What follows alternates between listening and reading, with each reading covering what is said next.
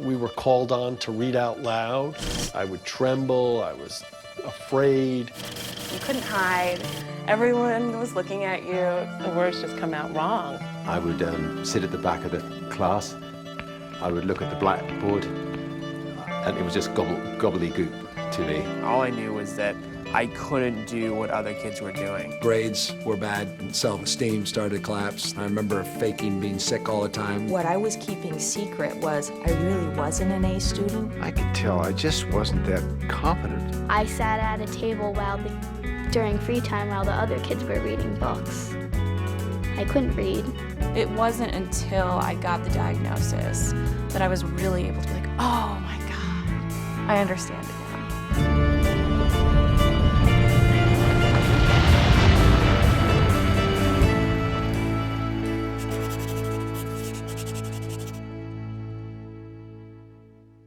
The most annoying aspect of it is when people equate a learning disability with a thinking disability. All language is in code. So you're writing, whether it's Japanese, English, German, the page is in some code. And you learn to look at that code and convert it to sound and then to meaning. SPELLING. Most people who are good readers, it becomes a very highly repetitious thing, and they don't have to go through the sounding and grinding away in the same laborious way that, people who suffer with dyslexia have to do that. There are symbols, but they don't seem to have any real significance to me. The hardest part, I think, mostly is understanding, usually what they sound like. When you're looking at a book, it just takes so long. There's so many letters or these symbols all over the page. I skip sentences. I get words mixed up all the time. I spell completely phonetically.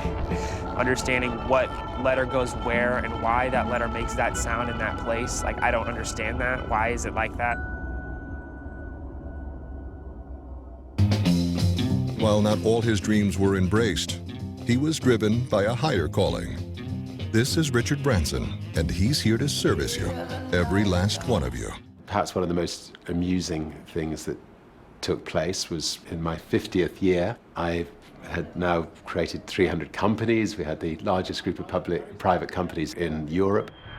And one of my directors took me on one side at the end of a board meeting and said, "Look, Richard, I have a feeling that you don't know the difference between net and gross. Please forgive me if I'm being impolite." And I admitted, hands up, that I didn't know the difference between net and gross.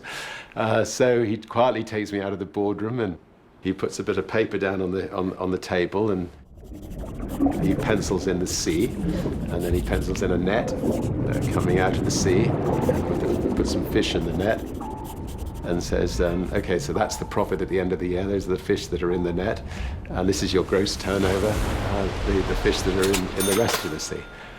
Wow, I'd now got it. So I didn't have to say, is that good news or bad news anymore when people were giving me the figures for their companies.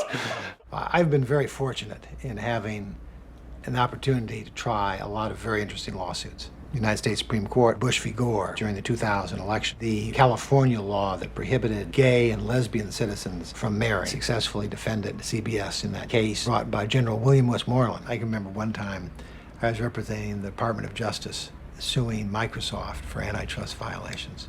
I kept referring to Login as opposed to log in because you saw the L-O-G-I-N and Login seemed perfectly logical to me.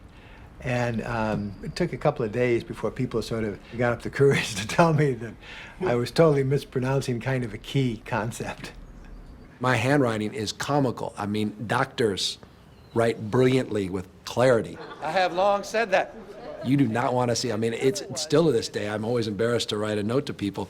It's kind of only my friends, and I get it typed up by, thank God I have people helping me. I was about 15. I decided I'd had enough of school and try to put the world right. I went to see my headmaster. I told him I was going to leave school, and he then said, "You're either going to go to prison or you're going to become a millionaire."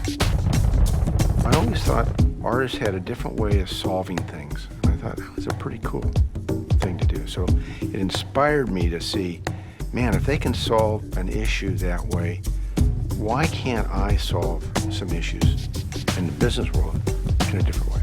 I mean, these financial services companies are still talking about retirement like it's some kind of dream. A vineyard? Give me a break. Talk to Chuck. I just sort of said, no fuss, no muss, integrate all these things together. The good thing about being a dyslexic, from if you're a business person, is that you simplify everything.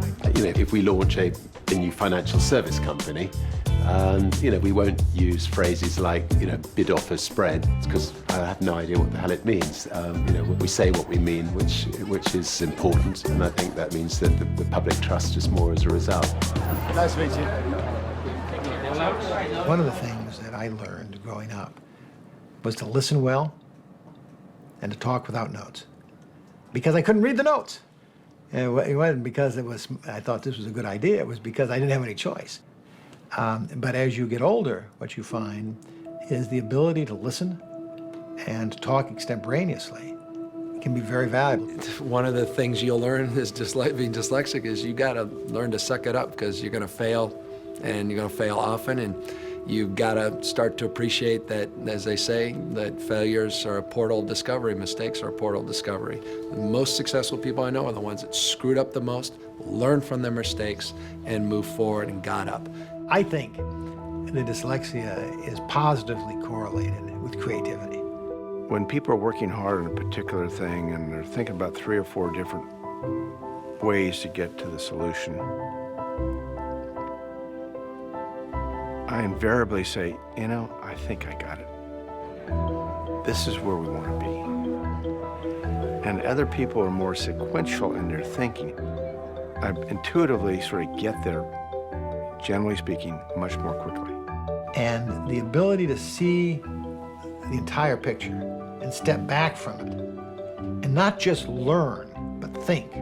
I think the dyslexia teaches that in a sense. Because learning is hard, it forces you to rely more on thinking. And as you get out into the world, it's thinking that is a lot more prized than learning. Life is not a timed test. What matters is how well you do the job.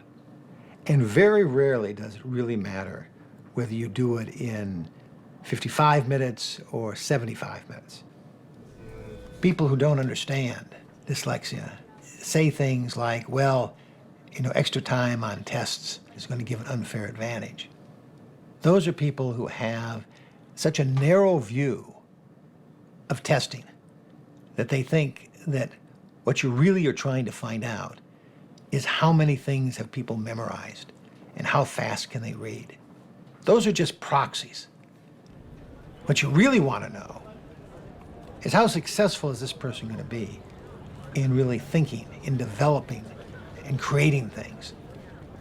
Those are the kinds of things that are really important. And so when people talk about fighting extra time for people with dyslexia, they just don't understand what the process of life is. One of the ironies of dyslexia is the further along you get, the easier it becomes. It is the willingness to continue, it is the patience to continue, it is the perseverance that is critical when you have dyslexia. So that means there are 10 million children in the U.S. who are dyslexic. Every class has children who are struggling readers. And if we can get all the people who care about dyslexia to come forward and join a community of people who care and want to change society's perceptions, we can actually make progress. 1 in 5 kids are born with it. It comes through the DNA. Most don't get attention. Most go through life never knowing, never achieving their potential. I know I will do something that makes a difference in this world, whether it's finding a way to clean the water in Africa or discovering a new cure to cancer. Who knows? I can do anything.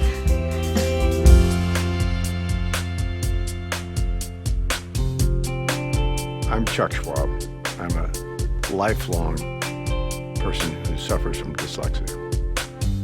I'm David Boys, and I'm I'm Gavin Newson, and I'm dyslexic. I'm Allison Schwartz, and I'm dyslexic. I am who I am. My name is Leilani, and I am dyslexic. My name is Jason, and I'm dyslexic. Hi, my name is Georgia, and I'm dyslexic. I'm Camille, and I'm dyslexic. Hi, I'm Jonathan, and I'm dyslexic. Hi, I'm Olivia, and I'm dyslexic. Hi, my name is Destiny, and I am dyslexic. I'm Melinda, and I have dyslexia. Hi, I'm Becky, and I have dyslexia. Hi, my name is Awa Baji, and I am dyslexic.